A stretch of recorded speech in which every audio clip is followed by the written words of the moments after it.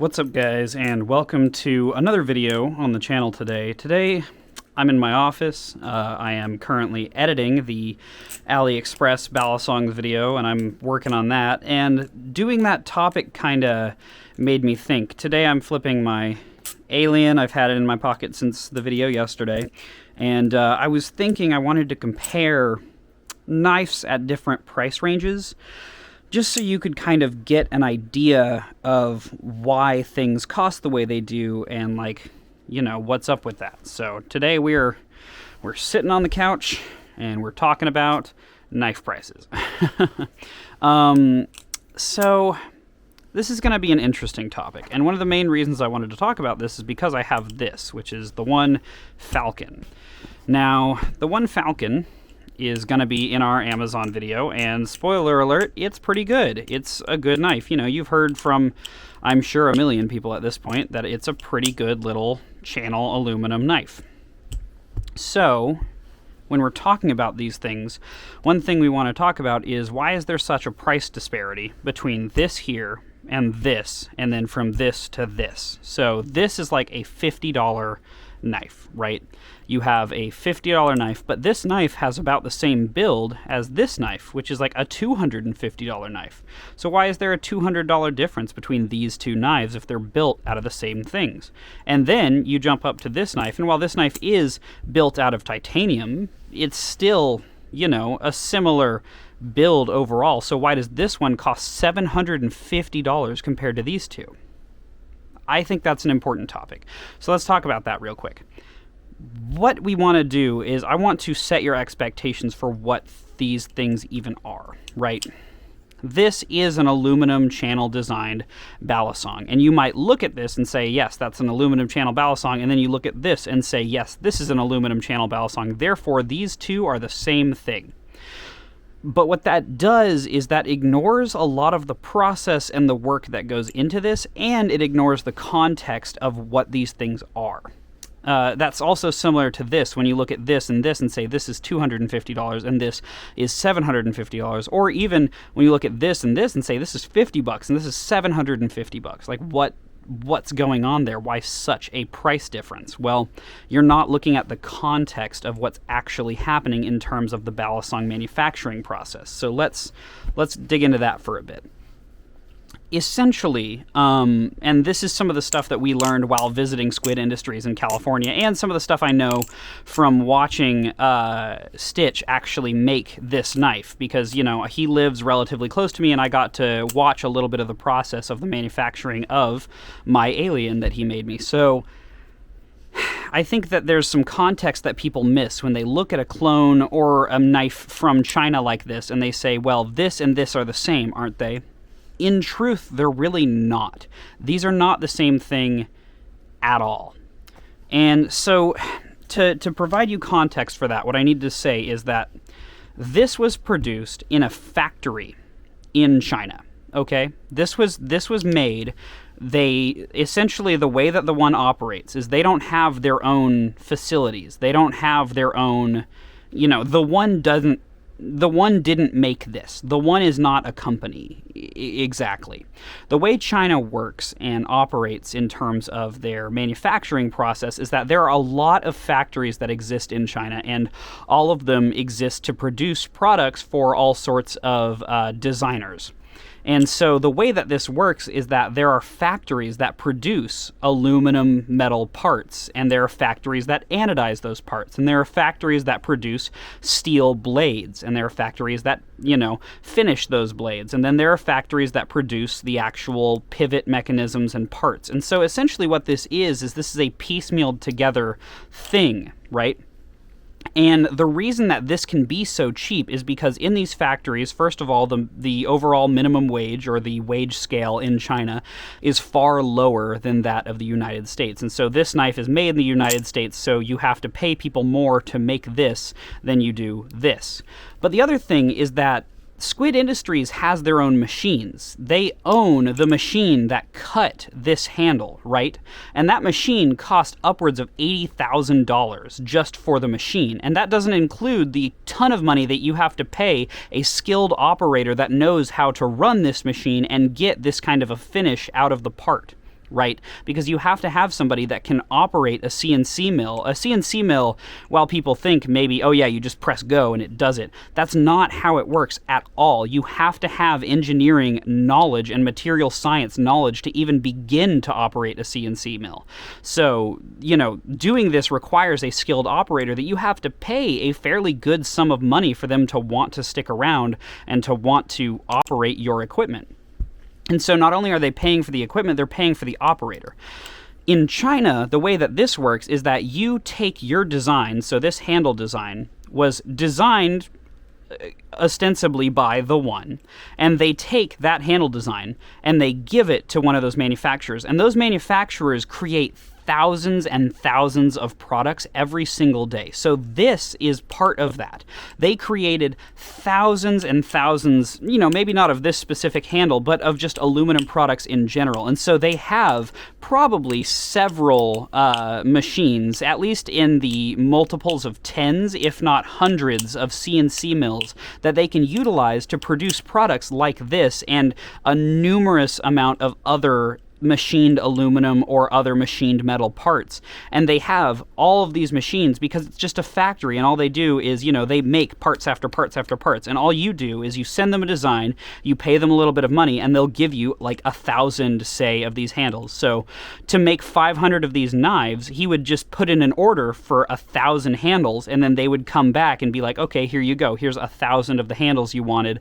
And TheOne doesn't have to do anything. Whereas for this to exist, not only do they have to design it, they have to go through the process of machining it, prototyping it, you know, they have to buy the machines to create it. Then after that, they do all of the, so they machine this, they send it off to get anodized, it comes back to do this. They have to do a second machining process. So they send it out before they cut this groove to get anodized. Then they bring it back, put it back on the machine, cut this groove after that point, and they have to cut it without scuffing any other part of the aluminum, you know, that they just got anodized. Then they send it into their assembly area where they add these pins and they do everything, and there's a single person that is part of the Squid Industries team. There's only about 25 people, at least right now, that work at Squid Industries. So one of those guys is going to come in, and they're either working on the machining, or they're going to come in and put together your knife, make sure it's properly tuned, make sure that it has no scuffs or anything like that. I don't know if you've seen the Squid Industries blemish models, but when you get a blemish knife, it's usually a very, very minor imperfection. There'll be like a little scratch right there, or like a small scuff somewhere on the knife that's just really, really small and really hard to notice. And that is enough of a quality issue that they won't sell it at a regular price. Whereas this, they order thousands of them at a time, and then they're made by factories that already exist, that already have all of the capital required to produce something like this. You know, it's not like a small-scale operation where there's just like a few people in China. They're literally utilizing major factories that exist in China to produce these parts in ways... Oh, Toast. Hello, Toast. They're producing these parts in ways that's just impossible for the average company, especially in America, to produce at the volumes they do and for the prices they do. Toast, are you trying to pee on my carpet? If you pee on my carpet, I'll kill you. No, go away. She likes to pee on my carpet. It's very frustrating. Toast, if you're looking for somewhere to pee, you have a litter box. I'm trying to make a video about knives and you're... Oh my god. Toast? Go. Go pee in the litter box. God, she's terrible sometimes. Okay. Back to the knives. This is being created by massive factories, right, that have the ability to do this. Whereas this is not, Squid Industries is not some massive factory. And if you stay tuned on the main channel, you'll see that we have all of the upcoming videos where we toured Squid Industries, you know, and saw how they made these knives. And so Squid Industries isn't some massive factory, and the fact that they can produce this knife for the money they do is actually relatively impressive. I can't imagine that their overall, you know, market markup for this knife is that much higher than the profit that TheOne makes off of this. It's just that TheOne has access to methods that are way cheaper to produce this. The thing is, if Squid Industries wanted to, they could do this. They could give you knives like this for this amount of money. The problem is that they'd have to outsource every single part of this out to China, out to a large manufacturing factory, and then they would have it all created there, assembled in China, and then shipped to you directly from China, just like these are. And then you could get it around the same price. But that takes away from the whole spirit of things. That takes away from the whole fact that this company, Squid Industries, was literally founded by Lucas in his bedroom, where he was making tiny, he was making single batches of like 30 of them at a time by himself, and then slowly built it over time to be this. And like, I don't know, I think you lose a lot of context when you start comparing these two things, because they're not the same. This is produced by a massive manufacturing industry enabled by China, and this is produced by a group of like 20 guys who just want to make something that's nice to flip, right? Like, this is a different thing. They're completely different when you actually look at the context of what it is. And then you bring in something like this. This is $750. That's a shit ton of money for a knife, so why does it cost that?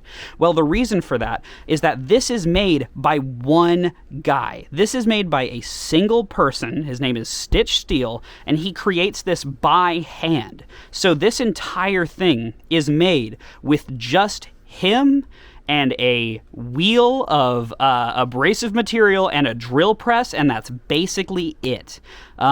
Essentially what he does for this knife is he takes a piece of metal, like a standard slab of titanium, he cuts out all of the handle shapes, and then he comes in with a drill press by hand and marks all of these holes where they need to go, and then uses a drill press to press in every single hole for the entire 4 parts to these 2 handles. And he does this by hand and has to make sure, you notice obviously there's perfect symmetry between the 2 sides. That's not done by a machine. That's because he spent the time to make sure that they all lined up perfectly and then did it himself. And then he had to go in a second time to ream these countersink, these countersunk holes. He had to ream those himself, every single one, to make them look uniform and identical. That's all done by hand. And then you'll notice the handles are kind of curved, aren't they? They're not like, it's not perfectly flat. He buys these as flat sheets, and then he takes them to a belt, like a sanding belt, the thing where it's spinning around and there's a sanding material on it. And he takes these handles and by hand rolls them out and makes them this kind of uniform U shape. That's done by hand. That's not put on a machine, where in the case of these two, obviously the other reason that this is less expensive is that this is just a lot less machining steps. You can see that it's a flat side here, and then a 45-degree cut, and then a flat side here with some indents, and then another 45-degree cut and a flat side, and then some indents. That's way easier to do than this, which is a flat side with a very smooth curve that goes to this flat side, which has a bunch of curves, and then it smoothly curves to this flat side, right? That's more machining steps. And then you have this really, really intricate and simple pattern across the face of it that actually changes as it goes down and changes from left to right.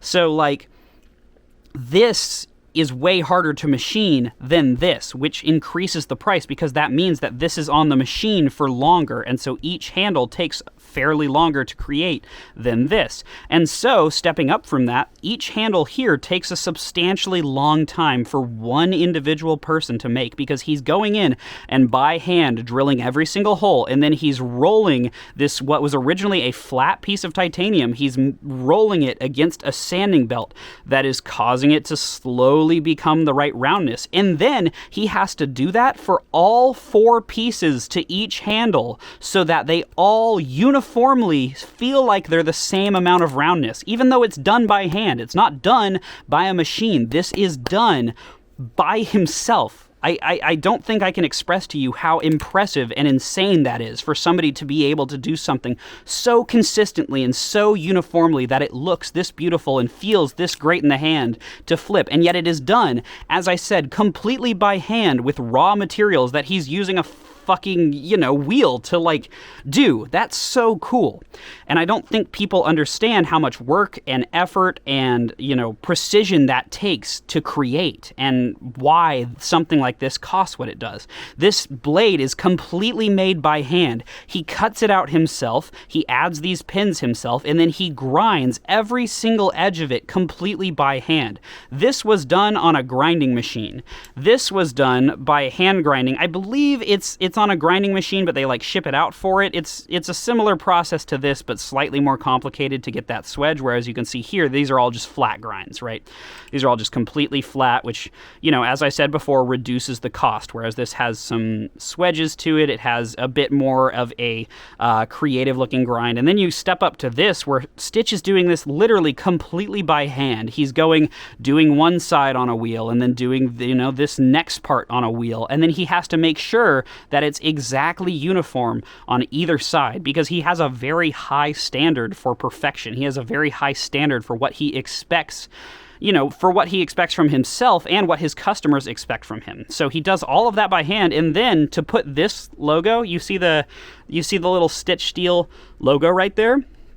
He puts that in there by hand, because what he does is he has a little thing that prints out like a stencil that he then sticks to it. So it's like a little vinyl sticker, and he sticks the stencil on there, and then he burns that in with acid. He acid etches his own logo into there. So it's not like he puts this in a laser printer that just goes like, and it has his logo. No, he manually acid etched that shit. And so, like, if you fuck that up and you don't acid etch that correctly, you're going to have a big problem, because it'll eat too far into the blade, or it won't eat in enough and you won't be able to see it. It's a bunch of processes that this requires. You see that these really shiny, if I can get that in frame properly, you see the really shiny hardware he uses. Those are originally black when he buys them from whatever source he does.